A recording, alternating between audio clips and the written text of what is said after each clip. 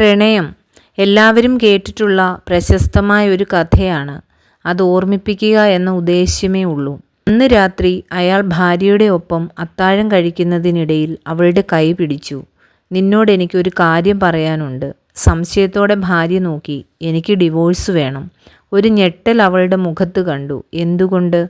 ഉത്തരം പറയാനാവാതെ അയാൾ കുഴങ്ങി. മൗനം മാത്രം കണ്ടപ്പോൾ വികാരവിക്ഷോഭത്തിൽ അവൾ കയ്യിലിരുന്ന സ്പൂണുകളൊക്കെ വലിച്ചെറിഞ്ഞു. പാത്രങ്ങൾ തട്ടി. പൊട്ടിക്കരഞ്ഞു. എന്തുകൊണ്ട്? നിന്നെ ഞാൻ പഴയതുപോലെ ഇഷ്ടപ്പെടുന്നില്ല. പക്ഷേ അത് നിന്റെ കുഴപ്പമല്ല. എനിക്ക് മറ്റൊരു സ്ത്രീയോട് പ്രണയമുണ്ട്. അയാൾ ഡിവോഴ്സ് എഗ്രിമെൻ്റ് കാണിച്ചു.